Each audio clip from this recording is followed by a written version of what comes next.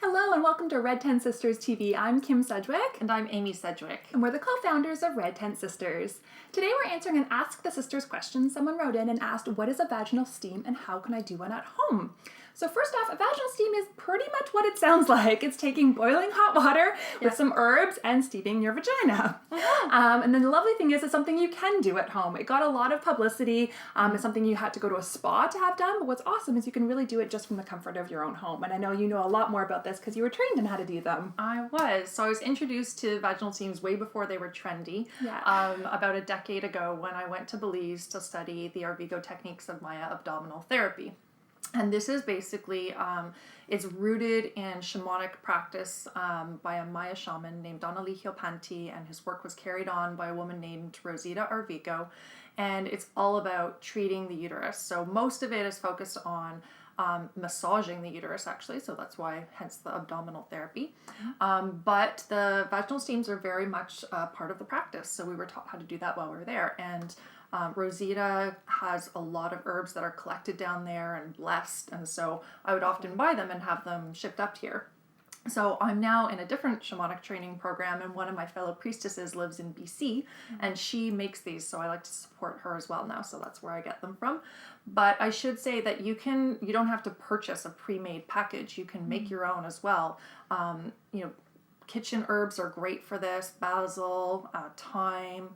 A lot of people like to put a lot lavender in it, sometimes chamomile. So, whatever you're feeling connected to, whatever is kind of in your garden or in your kitchen at that moment is a great thing to use.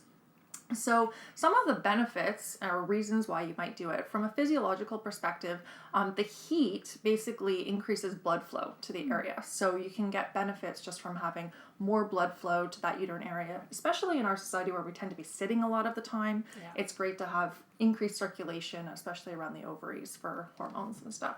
So there is that physiological aspect, but a lot of it is very kind of spiritual. I like doing it at the end of my period as kind of this completion ceremony. Sometimes I like to do it under the full moon. It very much feels to me like a self-care practice, and it's just, it brings, because the steam's going right there, it just really heightens your sensation of that part of your body. Yeah. So there's also that aspect of it.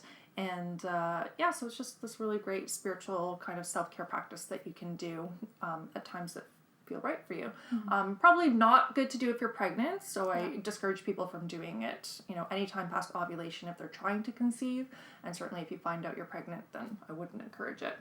And I got to try it recently, and I absolutely loved it. I felt like a goddess up on my throne. It was so empowering. So I'm really, really grateful that I had a chance to experience it, because I've heard you talk about it for a while, and now I know firsthand how wonderful it can be. Yeah.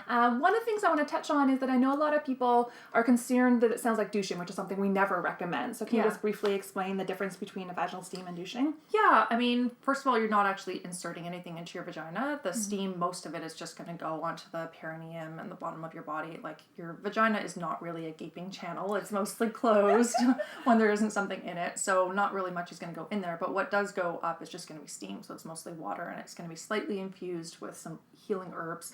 So it's completely different than actually inserting purposely some kind of a substance, often things that might cause irritation or to change the pH balance of the vagina. It's not going to do any of those things. Yeah. So in terms of how to do it. Yes. So it's fairly simple. You boil some water, you add your herbs, either a package or whatever you have lying around. You let it come to a boil, and then I like to steep mine for about half an hour, and the smell in the house is just amazing. So it's like making some kind of a yummy smelling tea, but a giant pot of it. So it really fills the house with this wonderful smell.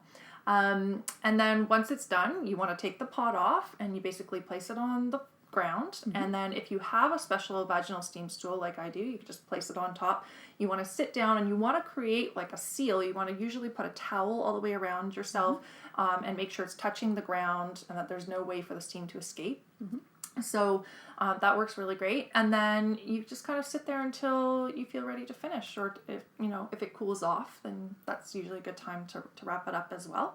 And then if you don't have a stool, there's a couple options. So you can kind of do I mean, certainly if you know someone who can make one, it's not complicated, so that would be one option. I seem to recall that we actually used to have a stool from IKEA, I think, that had Yes, a we little did. hole in it. Some of you may have seen that step stool that has like the little grabber hole.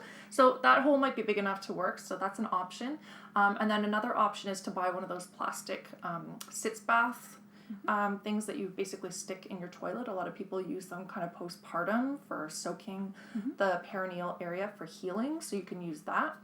Or you can do what we've done for today's video, which is to take a bowl, basically, fill it with the herbal water and place it in the toilet. So in our case, we just used a bowl that was for the dog's water because the dog seemed to drink out of the toilet anyway. So not too concerned about germs, especially on the bottom. And so then you can just place that in and let it sit on the bottom. And then you've got a perfect little vaginal steam stool made out of the toilet. Yeah, awesome. Well, I hope that answers your question. If you have a question for us, send it to thesisters@redtentsisters.com. You can also find us on social media. We're at Red Tent Sisters on Facebook, Twitter, and Instagram. We hope you have a wonderful day. Bye! Bye! Happy steaming!